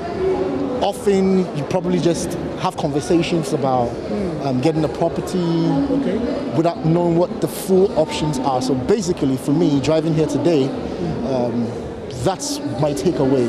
At least I know what there are two financial institutions in terms of mortgages. I know what their offers are, and I have a better understanding of the properties available and how much it's going to cost, basically. Okay. So we run crazy schedules. Monday to Friday, it's just ridiculous. So to find time out of your schedule to move, go around to look for properties, we don't have the time for that. You don't have time. So this actually it's been an answer to a need that I believe young people like myself have right now. Well, I think it's a good thing that they've started. I pray that it becomes as consistent as, say, your bridal fair is, because that's also one thing that has helped a lot of people. So if probably at a specific time a year, we can look forward to this, we can plan for it, and then probably it will help the decision-making process for young people like myself. My name is Antonia Bosu. Okay. And you are I'm the Brands and Media Relations Officer for DBS Roofing. Okay, great. So tell us, how is it going for you so far? It's been great. I must say I've been making so much noise about the turnout, and I think it's exciting. I'm meeting new people who wants to know much more about roofing, who didn't understand what they were actually about, but then got the opportunity to understand from the basics through to day roofing the building. More than satisfied, to be honest with you. I'm more than satisfied.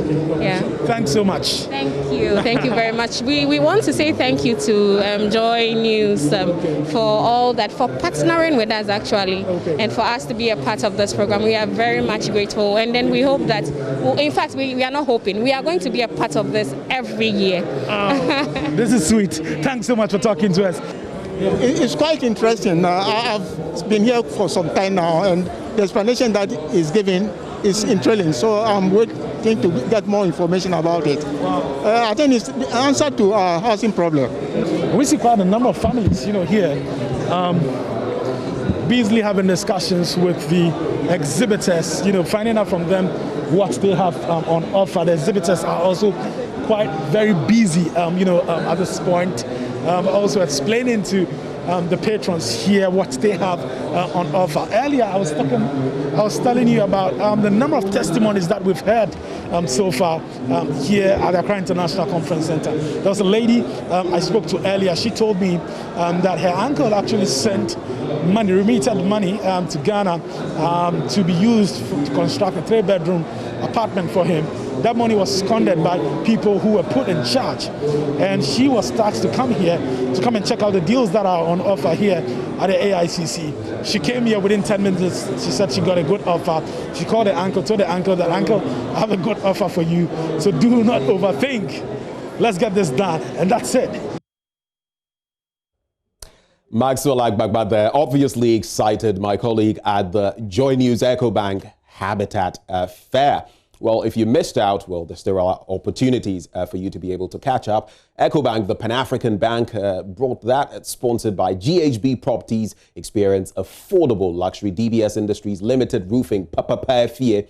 Duraplast Limited, manufacturers of high-quality PVC and HDPE pipes, fittings, rotational molded products. Where Duraplast goes, water flows. The planned city extension project, rent to own.